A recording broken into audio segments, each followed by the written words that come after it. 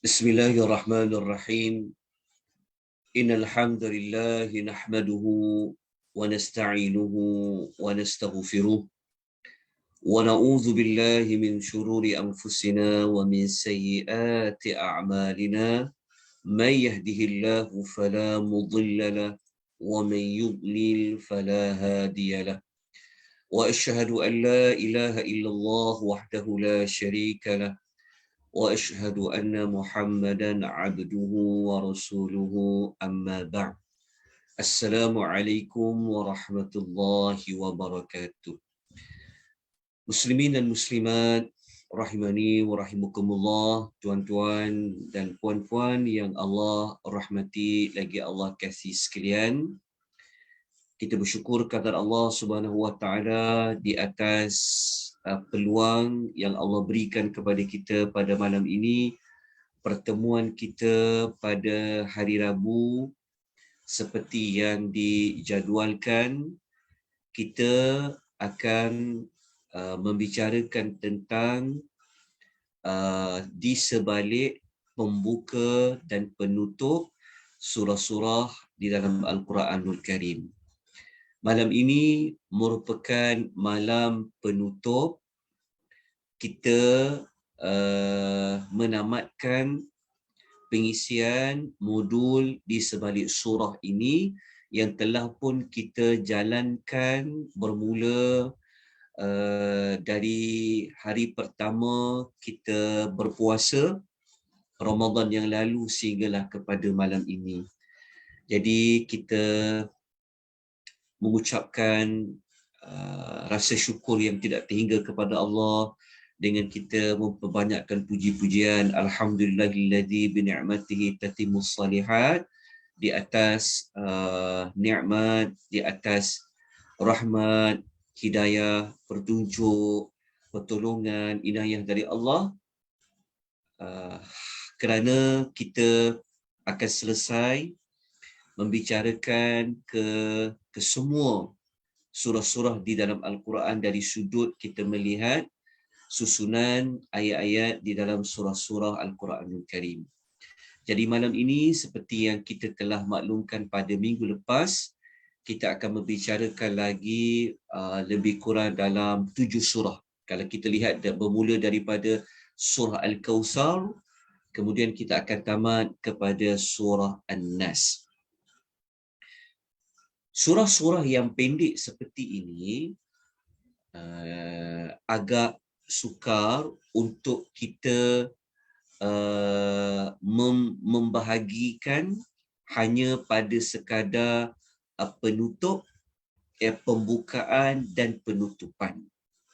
Walaupun poster yang kita nyatakan di sebalik pembuka dan penutup, tetapi surah yang pendek-pendek ni dia ada maklumat yang susah untuk diletakkan hanya sekadar pembuka dan penutup. Namun begitu, kita boleh melihat dari sudut pembahagian kumpulan-kumpulan ayat. Pembahagian kumpulan ayat itu bermaksud kita boleh membahagikan kumpulan-kumpulan ayat kepada bahagian 1, bahagian 2 atau bahagian ketiga. Ataupun kerana surah ini adalah surah pendek, ayatnya pendek-pendek, ayatnya hanya 3, kadang 4, kadang 5, maka kita boleh bahagikan ia kepada 2 bahagian. Bahagian 1 dan bahagian 2. Pada malam ini kita akan melihat dari sudut 2 bentuk. Kita melihat dari sudut pembahagian 1, pembahagian 2, dan ada setengah surah kita datangkan contoh, kita bahagi kepada pembukaan, lepas tu ada pertengahan, lepas tu ada penutupan. Dia ada pertengahan di antara pembukaan dan juga pada penutupan. Nanti kita akan temui dalam beberapa surah daripada surah yang kita akan pelajari pada malam ini. Jadi kita lihat terlebih dahulu suratul Kawthar. Jadi surah Al-Kawthar ini kita tidak nafikan lagi maksud ayat dia. Ayat itu sendiri semua sudah dihafal dan kita semua sudah maklum tentang isi kandungan suratul Al-Kawthar. Jadi Al-Kawthar itu sendiri adalah membawa maksud kebaikan yang banyak yang Allah berikan kepada Nabi SAW.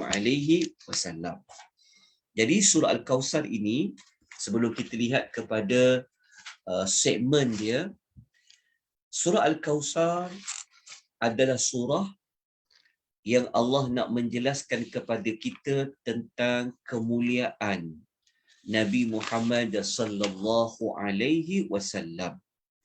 Jadi kemuliaan Nabi ini ditonjolkan melalui pemberian Al-Kawthar kepada Nabi.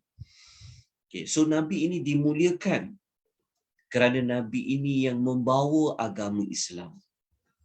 Dalam masa yang sama, Nabi nak menjelaskan akan kebinasaan kepada sesiapa yang menjauhi diri daripada Nabi yang mulia ini. Jadi tujuan surah Al-Kawthar adalah ingin memaparkan kemuliaan Nabi. Dalam masa yang sama, Allah nak memaparkan akan kehinaan mana-mana manusia yang tidak memuliakan Nabi sallallahu alaihi wasallam. Jadi surah Al-Kawthar ini pada bahagian yang pertama kita lihat dari sudut pembuka dia. Okey. Surah Al-Kawthar ambil ayat yang pertama sebab 3 ayat kita boleh jadikan ayat satu pembuka yang kita mengetahui pembukaan dia menyebut tentang kebaikan yang banyak yang Allah beri kepada Nabi SAW. Maknanya pembukanya tentang Al-Kawthar, tentang Allah memberikan kebaikan yang banyak. Itu pada ayat yang pertama. Jadi saya tak paparkan ayat pun, saya yakin tuan-tuan perempuan boleh ingat ayatnya seperti mana ayat yang saya paparkan. A'udzubillahi minasyaitonirrajim. Bismillahirrahmanirrahim. Inna a'tainakal kautsar. Sesungguhnya kami telah mengurniakan kepada engkau wahai Muhammad kebaikan yang banyak. Jadi pada pembukaan surah Al-Kawthar, Allah membuka dengan menerangkan kurniaan Allah kepada Nabi SAW dengan kebaikan yang banyak. Okay. Kalau kita tengok pada penutup, sebab dia 3 ayat. Jadi kalau ayat pertama dah jadi pembuka, maka apa penutup dia? Jadi kalau kita lihat kepada penutup pada ayat yang ketiga, kita akan menemui ayat ketiga ni Allah menerangkan manusia yang Allah tak bagi dia Al-Kawthar. Jadi kalau pertama, ayat pembuka Allah kata manusia yang mendapat Al-Kawthar. Tetapi ayat yang ketiga merupakan manusia yang dijauhkan oleh Allah daripada mendapat Al-Kawthar. Kita nampak ada perkaitan. Kalau pembuka, manusia yang dapat Al-Kawthar, penutup, manusia yang dijauhkan oleh Allah daripada mendapat Al-Kawthar. Jadi kalau kita baca pada ayat yang ketiga, Allah Subhanahu Wa Taala berfirman, Inna syani'aka huwal abtar. Sesungguhnya orang yang membenci engkau Muhammad, dialah orang yang terputus. Terputus tu membawa maksud apa? Terputus daripada mendapat sebarang kebaikan dari Allah wa azza wa jalla. Jadi kita lihat ada perkaitan pembukaan dengan penutupan dari sudut lawan. Kalau pembukaan merujuk kepada yang mendapat kebaikan yang banyak, maka penutupan manusia yang dijauhkan oleh Allah daripada mendapat kebaikan. Kalau kita ambil pertengahan ayat, sebab ada ayat yang kedua. So ayat kedua ni nak letak di bawah perkara apa? Okey. Kalau sebelum ni, tuan-tuan belajar surah-surah yang panjang, kita tidaklah menyebut tentang pertengahan. Sebab panjang, kita hanya bawa kepada pembuka, penutup. Macam pembuka surah Al-Baqarah, penutup surah Al-Baqarah, pembuka surah Ali Imran, penutup surah Ali Imran. Kita tak ambil yang pertengahan kerana ayatnya terlalu banyak. Tapi kalau yang pendek-pendek ni boleh. Kita boleh jadikan ia sebagai pertengahan. Jadi pertengahan dia apa? Kalau pertengahan dia, kita boleh letak dia di bawah tajuk cara bersyukur setelah mendapat kebaikan yang banyak. Dia masih lagi tajuk yang sama dengan pembukaan. Jadi kalau pembukaan kata dah dapat kebaikan yang banyak, jadi kebaikan yang banyak ni perlu disyukuri dalam bentuk yang bagaimana. Maka ayat yang kedua menyatakan dua perkara kena buat. Fasalli li rabbika wanhar. Maka kerjakanlah salat. Itu cara yang pertama untuk mensyukuri kebaikan yang banyak yang dapat. Tapi solat tu kerana Allah semata-mata, kemudian melakukan ibadat sembelihan kurban, iaitu wanhar. Jadi ini adalah ringkasan bagi kaedah melihat pembukaan dan penutupan. Jadi kata kunci dia mudah saja. Kata kuncinya adalah kebaikan yang banyak, iaitu Al-Kautsar. Ya, mudah je ingat. Kalau sebut Suratul Kautsar, cerita tentang kebaikan yang banyak. Ada yang dapat kebaikan yang banyak, ada yang Allah Ta'ala tak bagi kebaikan yang banyak. Jadi kalau dah dapat kebaikan yang banyak, kena buat apa? Kena syukur dari dua amal tadi. Amal dengan Allah, solat, amal dengan manusia, iaitu melakukan ibadah korban. Yang daging itu sudah pasti disedekahkan. Jadi, itulah seberingkas bagi surah Al-Kautsar. Okay. Kita pergi kepada surah yang berikutnya, iaitu surah Al-Kafirun. Okay. Surah Al-Kafirun ni, surah yang kita menggunakan metod yang sama seperti mana suratul Kautsar. Jadi surah Al-Kafirun, kita sedia maklum yang mana surah Al-Kafirun ini surah yang terdiri daripada 6 ayat. Jadi macam mana kita nak melihat di sebalik pembukaan dan penutupan bagi surah Al-Kafirun? Okey. Surah Al-Kafirun, kita lihat dulu tentang tujuan surah Al-Kafirun. Okey, untuk kita sepintas lalu sebelum kita masuk kepada pembukaan dan penutupan. Okay, surah Al-Kafirun ni surah yang Allah menjelaskan secara tuntas apakah perbezaan di antara orang yang beriman dengan orang yang kafir. Perbezaan di antara orang yang mentauhidkan Allah dengan orang yang mensyirikkan Allah. Apa dia punya perbezaan tu? Iaitu dari sudut tiada kompromi. Sama sekali. Tidak ada toleransi di dalam perkara iman, di dalam perkara tauhid. Tak boleh dicampur adukkan. Maka inilah isi kandungan bagi suratul Al-Kafirun. Jadi mari kita lihat 6 ayat bagi surah Al-Kafirun ni, macam mana kita boleh melihat pada pembuka dan penutup dia. Jadi kalau kita nak jadikan pembukaan, kita boleh ambil ayat yang pertama. Ayat pertama ni adalah ayat yang Allah memerintahkan Rasul menyeru kepada semua orang-orang kafir. Qul ya ayyuhal kafirun. Seruan kepada mana-mana orang kafir. Seruan dekat sini dia merujuk kepada Nabi nak menyatakan dengan tegas, tapi dimulakan dengan seruan terhadap orang yang memang dia akan kafir buat selama-lamanya. Okey, itu pada pembukaan.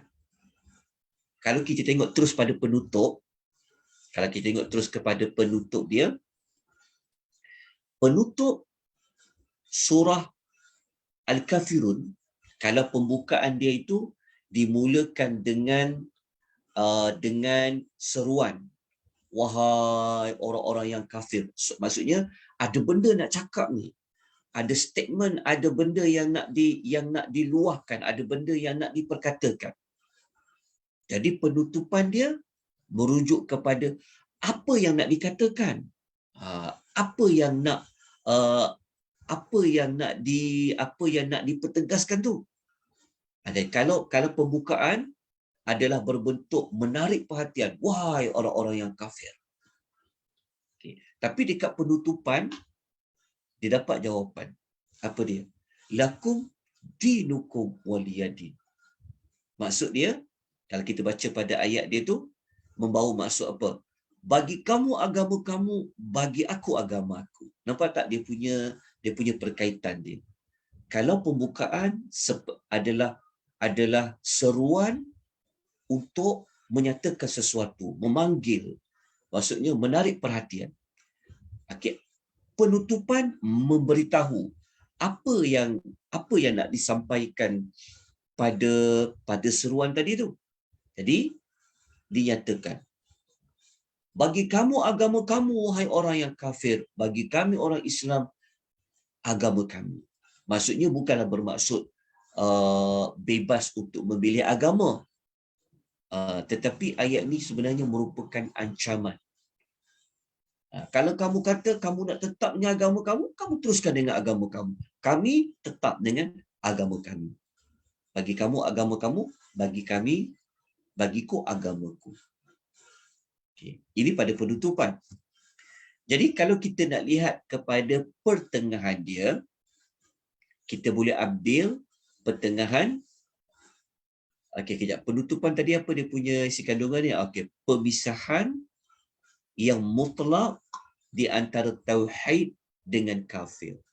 Kalau pembukaan tadi seruan untuk menarik perhatian, untuk menyatakan sesuatu statement yang sangat tegas, maka penutupan memberitahu apa yang nak dikatakan setelah seruan tadi, iaitu kata putus di antara tauhid dengan kafir, iman dengan kafir, tauhid dengan syirik.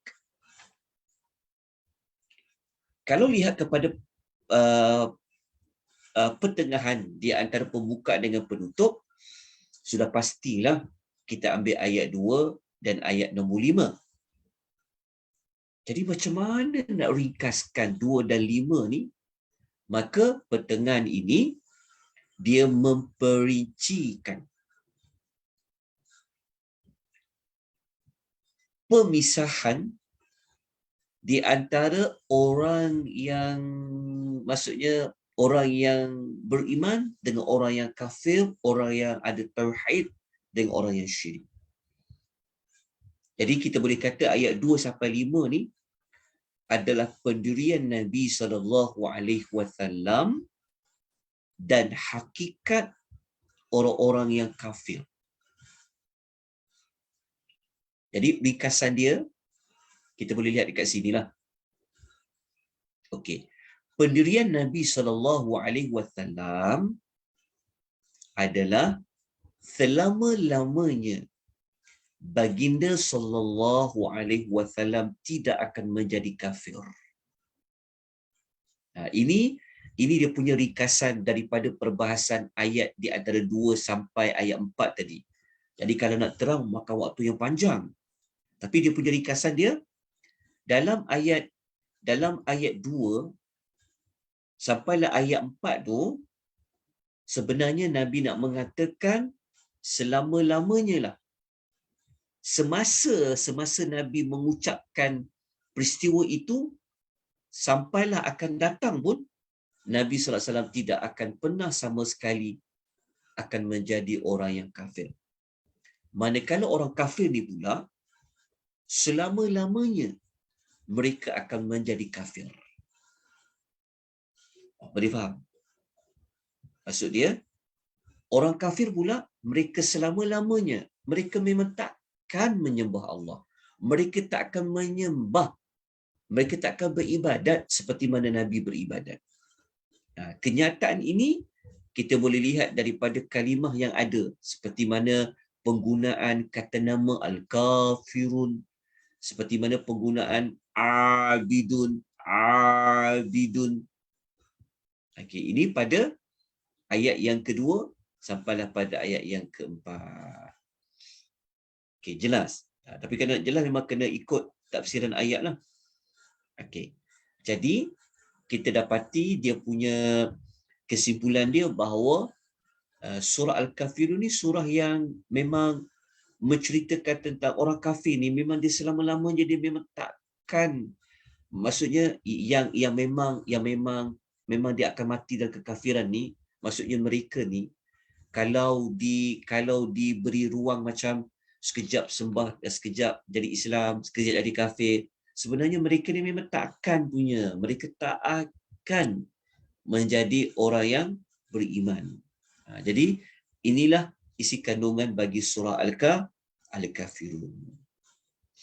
Okay, jadi dekat pembuka dan penutup ni pun kita boleh dapat maklumat bahawasanya memang dalam bab akidah ni tak boleh nak macam tukar-tukar.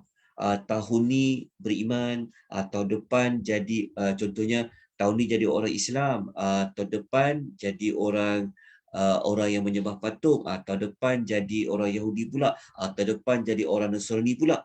Itu tak ada. Dalam Islam tak ada yang macam tu. Dalam Islam kata putus, bagi kamu agama kamu, bagi kami agama kami. Okay. Jadi ini adalah bagi suratul Al-Kafirun. Okay. Kita terus kepada suratul Nasri. Surah An-Nasri. Okay. Surah An-Nasri ni, kita dah masuk kepada surah yang ke-110. Okay. Surah An-Nasri ni adalah surah Allah Ta'ala nak menjelaskan kepada kita tentang Allah Ta'ala kalau diberi pertolongan, sudah pasti pertolongan itu hanya layak diberikan kepada orang yang beragama Islam. Jadi surah Idza Ja'a Nasrullah ni sebenarnya surah yang Allah nak menunjukkan bahawa pertolongan Allah ini Allah Ta'ala akan berikan kepada orang-orang yang memperjuangkan agamanya. Jadi itu adalah surah tu An-Nasri.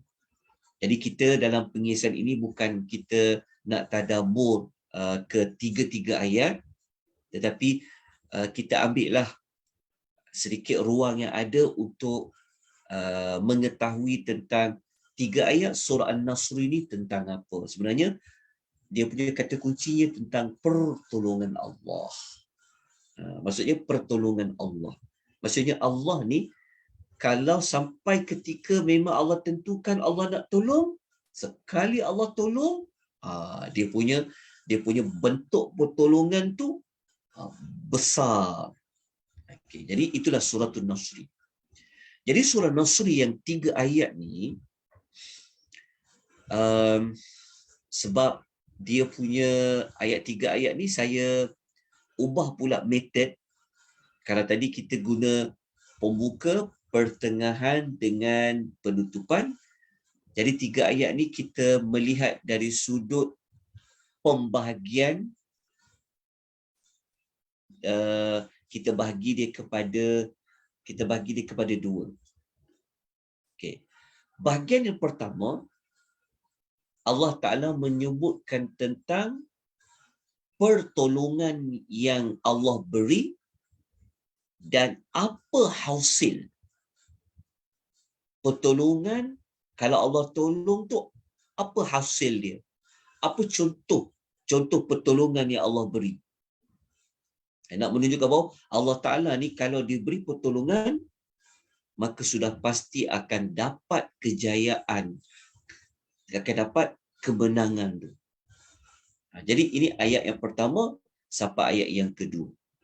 Jadi kalau kita baca dekat ayat pertama, memang kita jumpalah Allah mengatakan idza jaa nasrullahi wal fath. Allah kata apabila datang pertolongan Allah dan kemenangan. Maknanya kemenangan ni dia bergantung kepada pertolongan Allah. Jadi apa bentuk kemenangan tu? Ya, kemenangan dia berpunca daripada nasrullah, pertolongan Allah. Okey, lepas tu dijelaskan kemenangan tu apa? Apa kemenangan antara yang kita dapati di sini? Allah kata engkau melihat manusia masuk ke dalam agama Allah secara beramai-ramai setelah pembukaan kota Mekah. Jadi ini cerita tentang pertolongan Allah dan kemenangan yang terhasil jika mendapat pertolongan Allah. Okay, itu ayat 1 dan ayat 2. Jadi bahagian yang ketiga bagi surah An-Nasr ini, dia masih tentang isu pertolongan juga, pertolongan Allah. Tapi bahagian yang kedua ni merujuk kepada, ayat ketiga merujuk kepada, okay, kalau Allah dah tolong, dah dapat kemenangan, dah berjaya membuka kota Mekah, orang masuk Islam beramai-ramai, jadi kena buat apa? Macam mana nak merayakan, nak meraihkan kemenangan itu? Maka ayat 3 menjelaskan apa tindakan yang kena buat. Maka ayat 3 memberitahu Nabi SAW perlu bertasbih dengan memuji Allah. Nabi SAW perlu beristighfar, memohon keampunan Allah, kerana Allah itu Tuhan yang Maha menerima taubat. Okay, kita nampaklah perkaitan dia. Okay, pertolongan Allah, lepas tu disebutkan tentang apa bentuk pertolongan tu, lepas tu macam mana nak meraihkan kemenangan itu. Jawapannya adalah dengan membesarkan, mengagungkan Allah Azza wa Jalla. Dalam masa yang sama kita merendah diri kepada Allah Subhanahu wa Ta'ala. Jadi itu bagi surah An-Nasr. Okay, kita terus dengan surah yang berikutnya, surah Al-Masad. Surah yang bernombor 111, surah Al-Masad. Okay. Surah Al-Masad ni, alhamdulillah minggu lepas ada 2 siri kita telah menjelaskan tentang isi kandungan. Kita telah mempelajari isi kandungan tafsiran bagi surah Al-Masad. Jadi surah Al-Masad ni surah yang Allah nak menjelaskan tentang siapa-siapa yang dia lawan dakwah, dia lawan agama Islam, maka mereka akan berhadapan dengan ancaman buruk. Mereka berhadapan dengan kehinaan. Mereka berhadapan dengan dengan kemurkaan Allah Azza wa Jalla. Jadi surah Al-Masad ni surah yang menerangkan dan surah yang berbentuk memberi ancaman, memberi amaran bagi siapa-siapa yang mengganggu, menghalang dakwah yang dilakukan oleh mana-mana manusia yang kerjanya memang nak membawa orang kepada Allah, membenarkan agama Islam dan sebagainya. Okay, itu pada tujuan bagi surah Al-Masad. Okay. Surah Al-Masad ni dia ada 5 ayat. Macam mana kita nak lihat kelima-lima ayat ni? Kita lihat dari sudut pembahagian kumpulan ayat, iaitu ayat 1 sampai ayat 3. Ayat 1 sampai ayat 3. Allah menceritakan tentang contoh manusia lelaki yang telah dijanjikan yang pasti dia dapat kebinasaan. Siapa lelaki tu? Kisah Abu Lahab. Okay. Itu dekat bahagian yang pertama. Jadi tentu kena tahulah apa bentuk kebinasaan dia. Jadi kalau kita baca pada ayat, kita pun sudah maklum. Okey, ayat ni dimulakan dengan doa kebinasaan.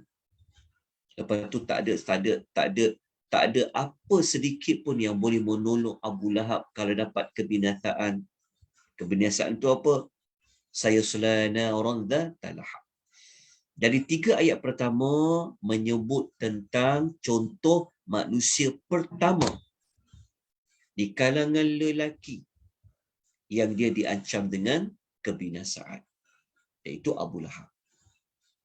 Apabila kita baca ayat yang selebihnya, ayat 4 dan 5, maka bahagian kedua ni pula Allah sebut contoh yang sama, manusia yang dapat kebinasaan, tetapi contoh kedua ni adalah watak perempuan pula, iaitu isteri kepada Abu Lahab. Jadi bahagian satu cerita tentang lelaki yang Allah telah janjikan kebinasaan kepadanya.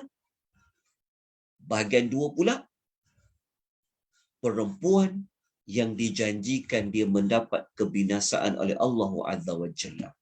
Kalau kita gabungkan bahagian satu, bahagian dua, maknanya suami isteri. Dijanjikan kebinasaan oleh Allah Azza wa Jalla. Jadi kalau kita baca ayat 4, kita akan jumpa wa mra'atuhu, dan begitu juga isterinya. Jadi tuan-tuan boleh lihat balik rakaman tentang tadabbur bagi surah Al-Masad. Kita telah terangkan lebih kurang dalam 2 jam. Pada minggu lepas, kita buat tadabbur secara ringkas, menerangkan tentang menerangkan tentang ayat 1 sampailah pada ayat yang ke-5. Kita boleh lihat nanti di YouTube ada, boleh lihat di page FB page Malaysia Tadabbur Academy. Okay, kita lanjutkan dengan surah Al-Ikhlas. Okay, surah yang ke-112 Al-Ikhlas. Surah Al-Ikhlas ni adalah surah yang Allah nak mengajak kepada kita supaya esakanlah Allah. Esakanlah Allah ni, menunggalkan Allah ni adalah pada 2 sudut. Sudut dari sudut rububiyah Allah dan dari sudut uluhiyah Allah. Ini bagi tujuan.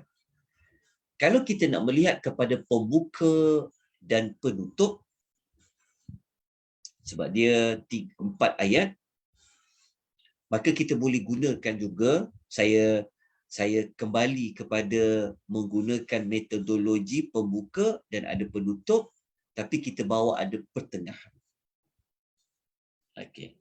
Pembuka surah Al-Ikhlas, Allah menerangkan dia esa dari semua sudut.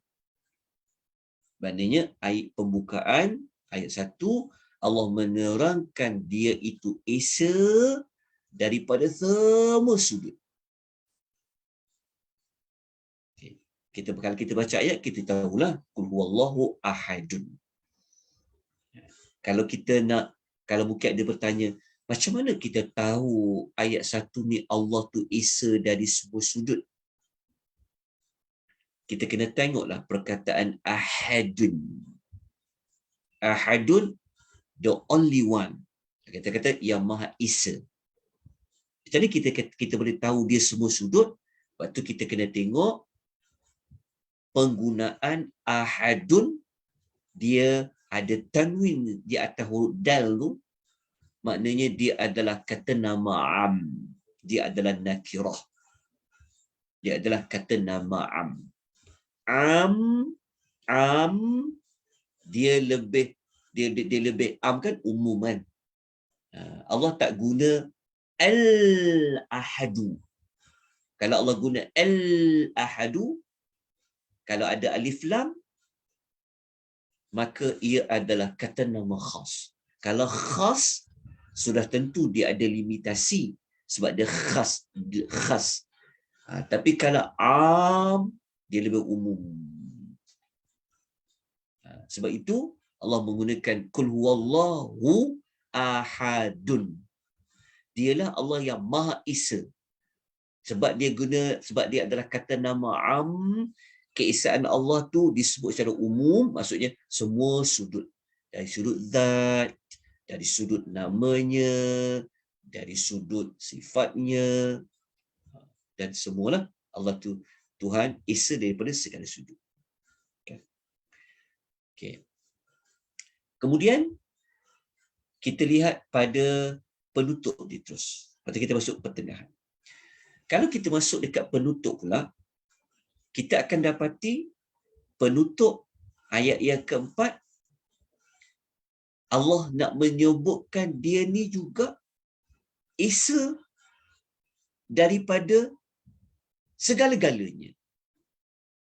Semua sudut tu maksudnya daripada segala-galanya, daripada semua makhluk dia. Maksudnya Allah ni, dia lain daripada semua makhluk dia. Maknanya dia Esa. Dia tunggal. Kita lihat ayat 4. Walam yakullahu kufuwan ahad. Dan tak ada siapa pun yang setanding, yang setara dengan Allah. Jadi maknanya Allah ni dia berbeza dengan makhluk-makhluk dia yang lain. Tak ada makhluk-makhluk dia yang setara dengan Allah Azza wa Jalla. Jadi menunjukkan kepada apa? Keesaan Allah dari semua sudut, dari semua makhluk. Jadi kalau kita gabungkan pembuka dan penutup, dia jadi kuatlah. Kan? Pembukaan Allah mengatakan dia itu ahadun dari semua sudut.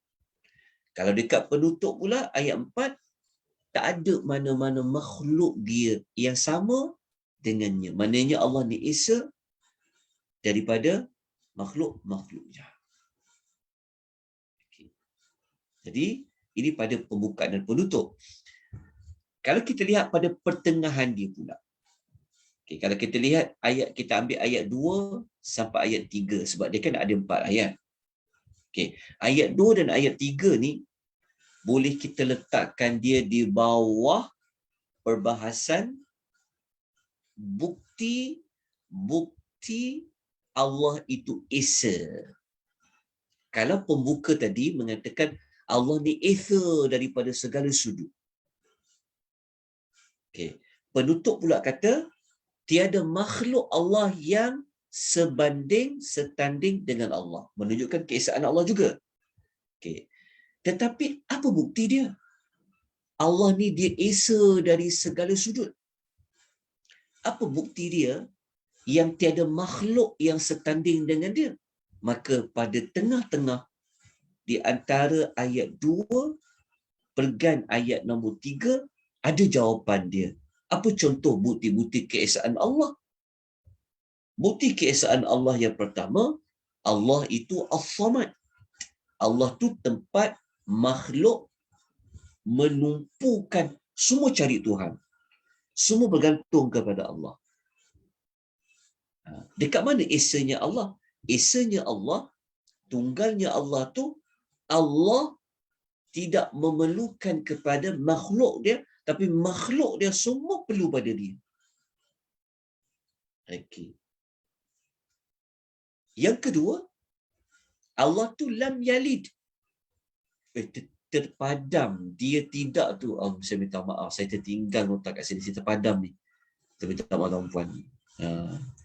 Saya ada ayat ni tapi saya tertinggal kat sini. Maknanya Allah ni dia tidak beranak dan dia tidak diperanakkan. Menunjukkan apa bukti Allah tu dia Esa, dia satu-satunya Tuhan berbanding dengan makhluk-makhluk dia yang lain. Dia satu-satunya Tuhan. Apa bukti keesaan dia? Keesaan dia contohnya Allah Ta'ala ni dia tidak mempunyai anak dan dia tidak juga diperanakkan. Membawa maksud apa dari sudut maksud dia? Allah Ta'ala ni, dia tidak berhajat kepada anak. Allah ni, dia wujud tanpa ada permulaan. Sebab tu Allah ini dia tidak diperanakkan. Macam kita pernah tak ada. Kita pernah tak ada. Jadi kita ada, kita wujud melalui kita dilahirkan. Allah Ta'ala walam yulad. Allah tidak diperanakkan. Okay. Jadi ini adalah bukti yang menunjukkan bahawa Allah itu Esa. Oleh kerana itu kita letakkan bahawasanya ayat 2 dan 3 merupakan bukti-bukti keesaan Allah Azza wa Jalla.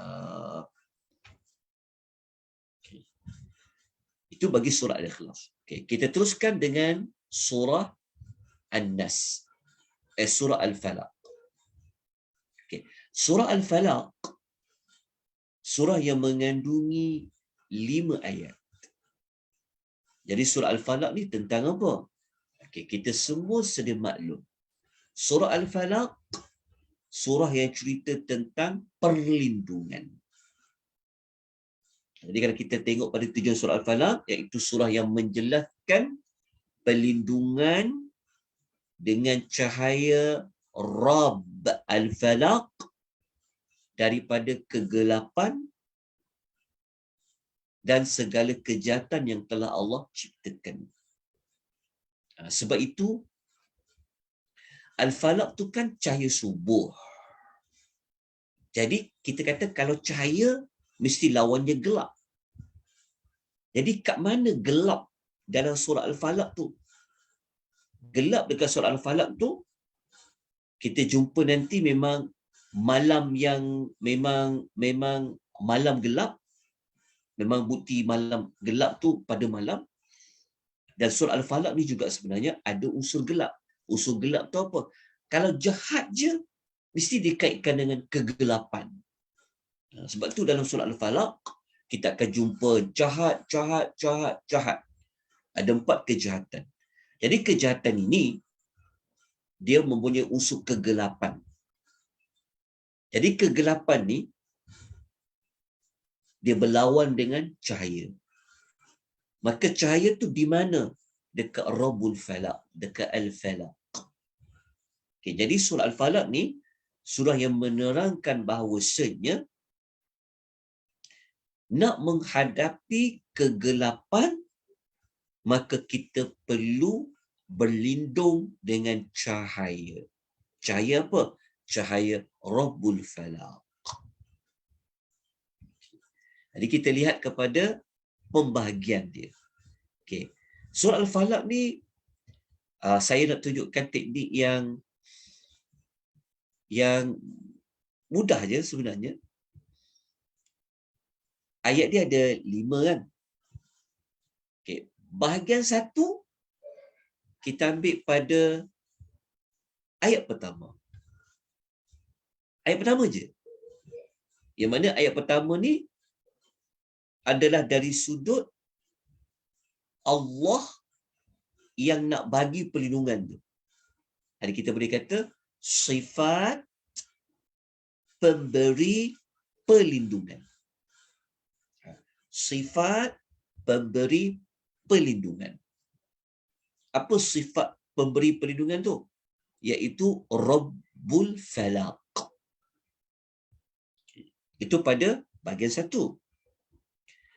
Ayat yang berbaki 2, 3, 4, 5 adalah contoh-contoh perlindungan yang diminta kepada pemberi perlindungan itu. Ataupun ayat 2 sampai 5 ni adalah contoh-contoh kejahatan yang kita nak dilindungi.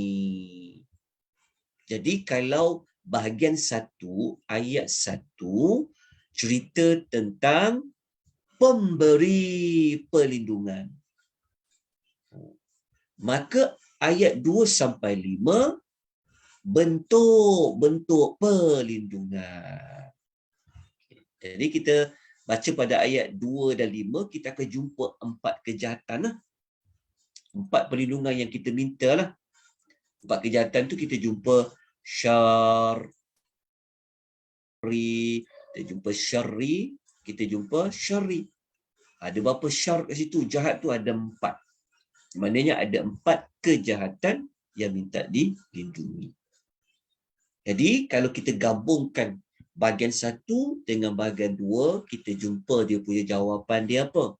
Oh, menceritakan tentang siapa yang memberi perlindungan dan perkara apa yang dilindungi. Ataupun kita boleh katakan bahawasanya dalam surah Al-Falaq ni adalah maksud dia pemberi perlindungan dikaitkan juga dengan siapa yang minta lindung dan perkara apa yang nak dilindungi. Tapi kita bagi dia 2 untuk kita permudahkan, maksudnya pemberi perlindungan dan apa perlindungan yang diberi. Jadi itu bahagian 1 dan bahagian 2. Dan kita terus pergi kepada surah yang terakhir sekali pada malam ni, iaitu surah An-Nas. Surah yang terakhir yang kita pelajari pada malam ni untuk penamat kepada modul di sebalik pembuka dan penutup surah. Mari kita lihat apakah pembukaan dan penutupan dia. Tapi dekat surah An-Nas kita guna teknik yang sama macam surah Al-Falaq. Okay. Surah An-Nas ni surah yang menjelaskan perlindungan. Kalau kita nak minta lindung daripada perangkap tipu daya jin dan manusia yang jahat ni, maka berlindunglah kepada Tuhan manusia itu sendiri. Jelas tak maksudnya? Surah An-Nas, surah yang menjelaskan tentang apakah perlindungan yang boleh diambil dari Tuhan kepada manusia itu daripada kejahatan jin dan manusia itu sendiri. Jadi kita lihat pada bahagian pertama dan bahagian kedua. Okay, surah An-Nas dia ada 6 ayat. Jadi kita ambil 3 ayat yang pertama menceritakan tentang sifat pemberi perlindungan. Sifat pemberi perlindungan. Ada 3 sifat tu. Okey, ambil ayat 1 sampai 3. Apa sifat-sifat pemberi perlindungan tu? Rabbun nas, malikin nas, ilahin nas. Ada 3 lah. Okey. Jadi ayat yang selebihnya tentang apa? Ayat yang selebihnya iaitu ayat 4, 5 dan 6 adalah perincian tentang satu perlindungan yang kita minta dilindungi ataupun perincian kejahatan yang kita ingin dilindungi. Ataupun seperti mana yang dipaparkan, perlindungan yang diminta dan perincian dia punya perlindungan tu, kejahatan tu apa. Jadi kena baca ayat nombor 4 dan ayat nombor 6, kita akan mendapati Allah menerangkan apa perlindungan yang diminta tu daripada kejahatan. Kita jumpa syarri iaitu kejahatan. Kejahatan apa? Kejahatan al-waswas, pemberi waswas. Okey, pemberi waswas. Pemberi waswas ni perincian dia lagi, dia waswas macam mana dekat dada-dada manusia. Pemberi waswas ni siapa? Ada 2. Jin dan juga manusia. Oh, lupanya ada juga manusia yang suka membisik kejahatan, mengajak kepada kejahatan. Ada. Okey, jadi kalau kita gabungkan bahagian satu dengan bahagian dua, kita dapati memang susunan ayat itu memang lengkap, teratur, maklumat dia memang memang apa? Maklumat dia sempurna. Itu di antara sebab kenapa kita nak belajar pembuka dan penutup. Tujuan utamanya sebab kita nak fahamlah surah tersebut. Tapi nak faham surah tersebut tu nak gunakan kaedah belajar ayat 1, ayat 2, ayat ni makan masa panjang. Contoh kalau macam tuan biasa ikut tadabbur, sekarang ni kita tengah buat tadabbur suratul Furqan contoh. Setiap hari Selasa jam 10 pagi. Kalau kita guna teknik tadabbur ayat dengan ayat, 1 jam tu kupas 1 ayat hingga 2 ayat je. Sedangkan banyak lagi ayat. Jadi kaedah nak fahamkan intisari utama bagi surah itu, kita lihatlah pembukanya tentang apa, penutupnya tentang apa. Seperti juga yang kita pelajari pada malam ini. Jadi kalau maksudnya kalau kita belajar pembuka, penutup ataupun bahagian 1, bahagian 2, kita dah dapat, kita boleh ingat dah. Walaupun kita tak, mungkin ayat tu kita dah tak ingat ayat 1 pasal apa dulu, tapi kita tahu. Okey, bahagian 1 cerita tentang sifat Tuhan yang memberi perlindungan tu. Lepas tu, bahagian 2, apakah perlindungan yang kita minta untuk dilindungi. Jadi, sekurang-kurangnya kita dapatlah dia punya intisari bagi surah itu. Sebab itu modul ni dia membantu untuk kita cepat mencari ayat yang trigger dia apa. Contohnya melihat intisari surah itu. Tapi sebab surah pendek ni dia punya maklumat tu macam banyak sikit, sebab dia pendek. Jadi kita tu yang kita buat guna kaedah masukkan bahagian. Ada kali kita ada pembuka dan penutup. Seperti yang kita tuan ikuti sebentar tadi. Jadi kita telah pun selesai pada surah yang terakhir pada malam ni, iaitu surah An-Nas. Moga-moga tuan-tuan yang mengikuti daripada permulaan surah Al-Fatihah dan malam ni pada bulan Muharram ni kita telah tamat pembelajaran bagi modul pembuka dan penutup. InsyaAllah dalam bulan 8 mungkin minggu keempat kita akan mulakan modul yang baru. Kita akan belajar tentang susunan surah pula. Macam kita akan belajar kita belajar berkaitan surah Al-Falaq dengan surah An-Nas. Al-Falaq dengan Al-Ikhlas. Lepas tu kita akan belajar nanti berkaitan surah An-Nas dengan surah Al-Falaq. Kita belajar jiran-jiran dia. 11 surah, 11 surah pula. Kalau yang kita belajar ni, kita belajar melihat surah itu saja. Tapi pada pembuka dan penutup. InsyaAllah nanti kita akan pelajari dekat hubungan antara surah dengan surah. Dekat hubungan surah dengan surah tu nanti kita akan guna teknik ni. Kita akan ambil balik macam ni. Kita akan guna sudut penutup, maksudnya penutup surah sebelum tentang apa dan apa berkaitan dengan pembuka pula. Kita akan buat macam ni. Kita akan buat modul di sebalik penutup dan pembuka surah. Macam samanya, tak. Macam ni.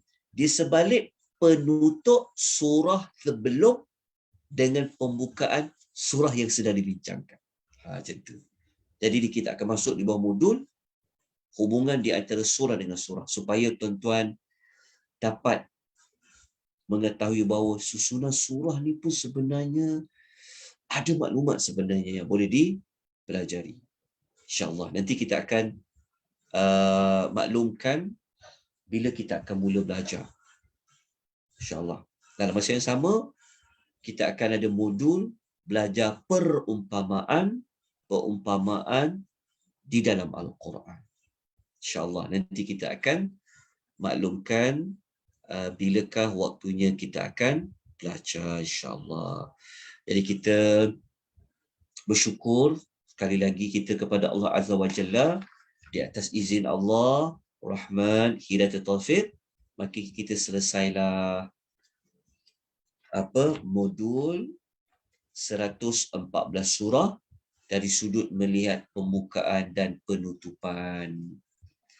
Jadi saya buka sesi sesi pertanyaan, perkongsian, ataupun kalau tuan-tuan nak memberikan pandangan sepanjang tuan-tuan ikut modul ni, apa yang tuan-tuan telah belajar, apa yang tuan-tuan cadangkan lagi pun boleh, tuan-tuan dan puan-puan. Kita boleh bagi ruang sebelum kita tangguhkan pengisian kita pada malam ini. Okey. Ada apa-apa tuan-tuan yang boleh, yang kalau perlu saya ulang sesuatu maklumat, tolong maklumkan. Ada mana yang belum jelas, perlu saya jelaskan, tolong maklumkan. Okey. Ada sesiapa yang dia tak dapat ikuti keseluruhan, tuan-tuan jangan bimbang. Kerana kita memang ada rakaman dia. Hatta di YouTube pun ada. Nanti tengok je. Tuan-tuan jadilah pensubscribers.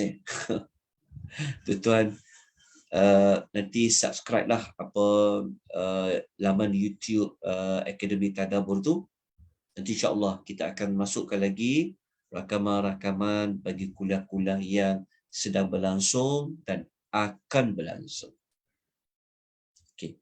Ada apa-apa tuan-tuan dan puan-puan? Kalau tiada apa-apa, kita tangguhkan pengisian kita pada malam ni dengan tasbih kafarah dan suratul Asr. Subhanakallahumma wa bihamdika asyhadu an la ilaha illa anta astaghfiruka wa atubu ilaik. Wal 'asr innal insana lafi khusr illa alladhina amanu wa 'amilus shalihat wa tawasaw bil haqq wa tawasaw bis sabr. Allahumma arhamna bil Quran waj'alhu lana imaman wa nuran wa hudaw wa rahmah. Wabillahi taufiq hidayah. Wassalamualaikum warahmatullahi wabarakatuh.